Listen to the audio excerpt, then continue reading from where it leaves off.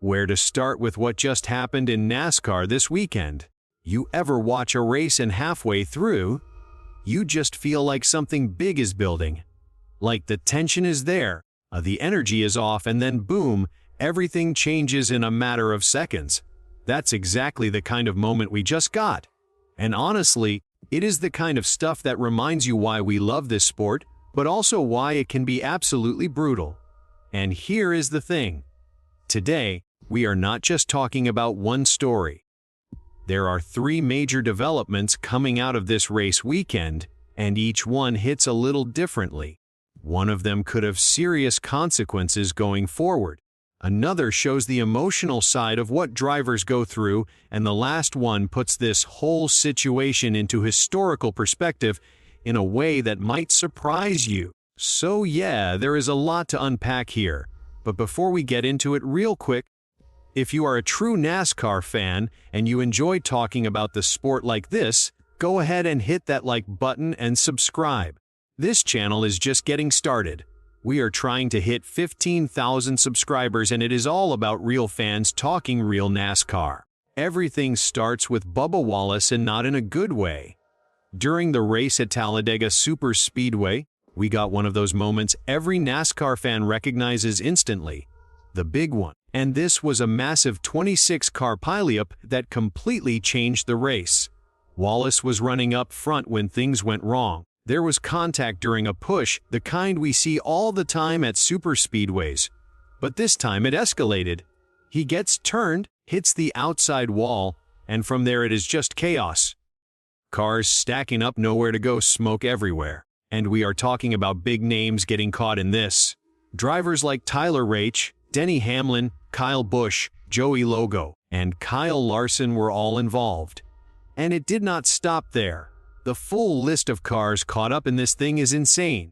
24-3, 24-1, 42-43, 43, 44, 45, F1, F4, 6, 1, 77, A97. That is more than half the field wiped out in seconds. Now, here's where it gets serious. NASCAR has officially opened a formal review into the incident. They are not just brushing this off as Talladega being Talladega. They are digging into everything.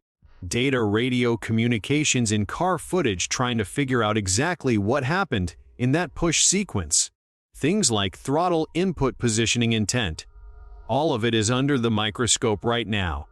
And depending on what they find, we could be looking at anything from no penalty at all the way up to fines, points, deductions, or even a suspension. That is huge. Because let's be real, superspeedway racing is always aggressive. Everyone is packed together, inches apart, pushing at nearly 200 mph. One small mistake can trigger disaster. And most of the time, we call it a racing deal. And that is exactly how Wallace sees it. After getting out of the infield care center, he basically said what a lot of drivers think. You are on the edge every single lap at Talladega. One push at the wrong angle and everything goes sideways. He did not blame anyone, did not point fingers, but you could tell the frustration was there.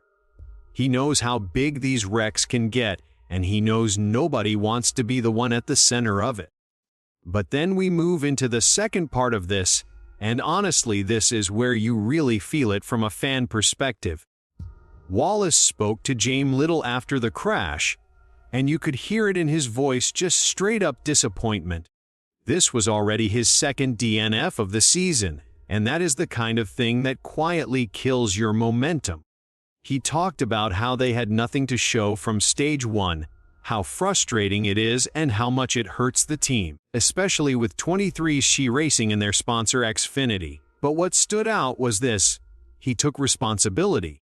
He said they need to figure out how to be pushed better, how to handle those situations more cleanly, especially with their Toyota cars. That is a driver owning the moment even in a chaotic situation. And here is why this matters even more. Because coming into this race, Wallace was actually having a really solid start to the season. Top 10 finishes in 4 of the first 5 races. P11 at Coda, P11 at Bristol, then a strong P5 at Kansas. He was building something. And at the same time, he is watching his teammate Tyler Raich go out there and win 5 races already this year. Wallace even talked about that with Steve last, saying, "There is no jealousy. It is more like, man, when is it our turn? That is real. That is honest." And then something like this happens, and it just knocks you back again. Now let's zoom out to the third part of this story, because this one puts everything into perspective. Everyone started asking the same question after the wreck.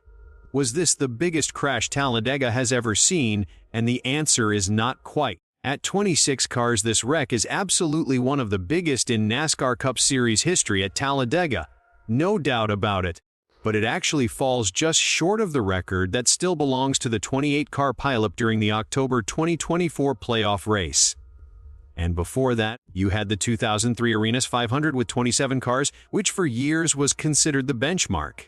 So yeah, this one joins the list, but it does not top it still the way it happened. Classic Talladega, lap 116. Push gone wrong. Wallace gets turned. Smoke fills the track. Drivers in the back cannot see anything. And at those speeds, there is just no time to react. You hear things on the radio like it is a parking lot back here. And that pretty much says it all. And this is why Talladega is always at the center of these moments.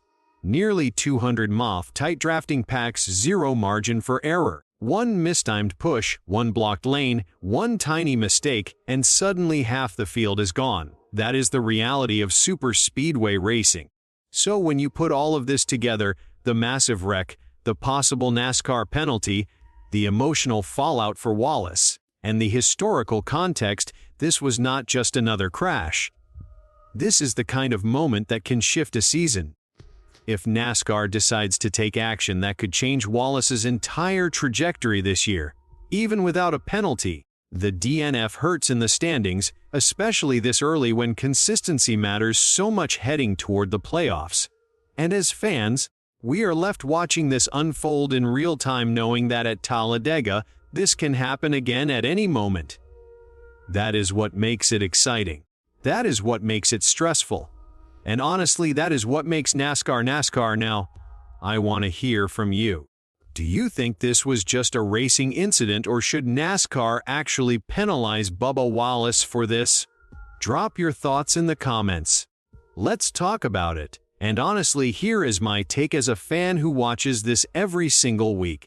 I do not think Bubba Wallace should be suspended for this. I really don't.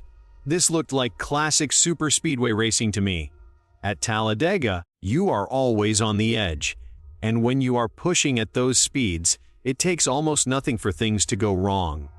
One slight angle, one mistimed push, and the whole field pays the price. That is exactly what this felt like. Now, I do understand why NASCAR is reviewing it. When you have 26 cars torn up, you have to look at everything. You have to check the data, the throttle input, the radio calls, all of it. That is their job, especially when safety is involved.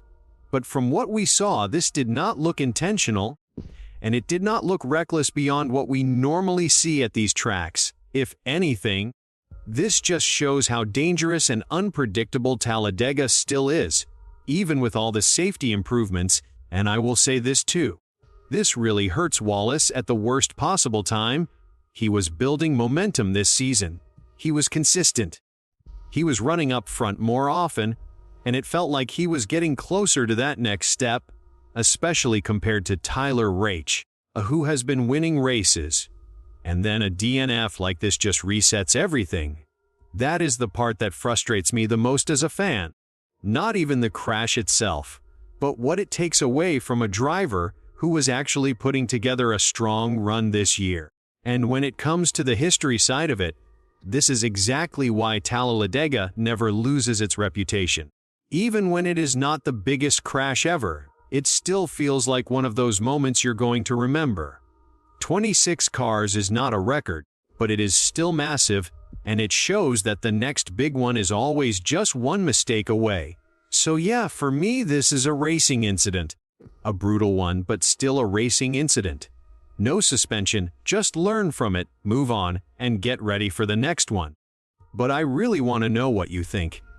And if you enjoyed this breakdown, go ahead and like the video, subscribe to NASCAR Turbo Report. We are a new channel trying to hit 15,000 subscribers, and if you are into real honest NASCAR talk like this, you are going to want to be part of this.